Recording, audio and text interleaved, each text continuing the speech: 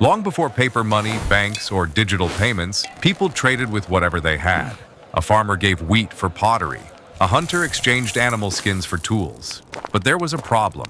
Trade was messy. Not everyone wanted what the other person had. So people began using valuable things as money. In different places, they used salt, shells, cattle, and lumps of metal. Gold and silver became especially important because they were rare, beautiful, and easy to divide. But even then, buying and selling was still difficult. Metal had to be weighed every single time. People had to check if it was pure. Cheating was common. Then came one of the greatest inventions in human history, the coin. Most historians believe the first true coins were invented in the ancient kingdom of Lydia in western Anatolia, which is now part of modern-day Turkey, around the 7th century BCE, especially under the rule of King Alyats, or soon after, in the time of King Croesus. These early coins were made from electrum, a natural mixture of gold and silver. What made them special was not just the metal, it was the official stamp pressed onto them. That stamp told people, this piece has recognized value. You do not need to weigh it every time. That simple idea changed the world. Imagine an ancient workshop. The air is hot, furnaces glow orange, metal workers sweat beside fire and stone. A ruler wants a better system for trade, taxes, and paying soldiers. So the royal craftsmen are ordered to create small pieces of metal that all people can trust. That is how coin making was born. First, workers had to find the metal. They gathered gold, silver, copper, or electrum from rivers, mines, or trade routes. This raw metal was rarely cleaned, so it had to be prepared. Second, the metal was melted in a furnace. Ancient furnaces used charcoal and strong air blown by bellows. The heat had to be high enough to turn metal into liquid. Skilled workers controlled the fire carefully because too much or too little heat could ruin the batch. Third, the melted metal was purified as much as possible. Dirt, stone, and unwanted material were removed. In very early times, this was not perfect, but rulers still wanted the metal to be consistent enough that people would trust it. Fourth, the purified metal was poured into molds or formed into rods, strips, or lumps. From these, workers cut or broke off small pieces of similar weight.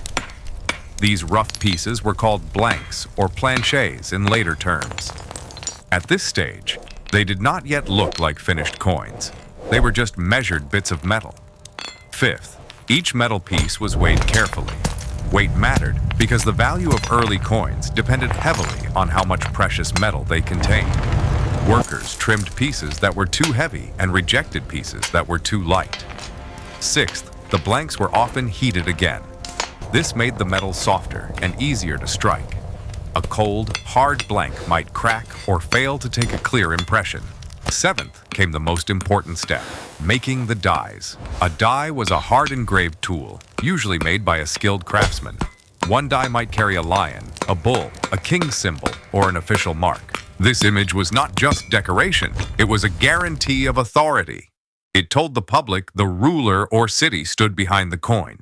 Eighth, the blank was placed between or against the die and then struck with a hammer.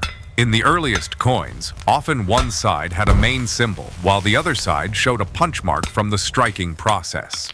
One powerful blow pressed the design into the metal.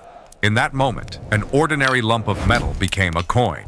Ninth, the finished coins were checked by officials. If the stamp was weak, the shape was wrong, or the weight was off, the coin might be rejected or remelted. 10th, the coins were released into circulation. Soldiers were paid with them. Merchants accepted them. Taxes could be collected more easily. Markets became faster and more organized. Trust increased. Trade expanded. Kingdoms grew stronger. So who really invented the first coin? Not one single named inventor like in modern times. It was more likely a combination of rulers, royal officials, and metalworkers in Lydia who together created the system. The idea became powerful because governments backed it. Once people trusted the stamp, coins spread everywhere. The Greeks improved them, the Persians used them, the Romans perfected them, and the world of money was never the same again. In a way, the first coin was not just metal. It was a promise of value, a promise of trust, a promise that one small stamped object could stand in place of barter, argument, and doubt. That is how civilization moved one step closer to the modern economy. Want the next part on how ancient kings designed coin symbols and why lions, gods, and rulers were stamped on them? Comment now.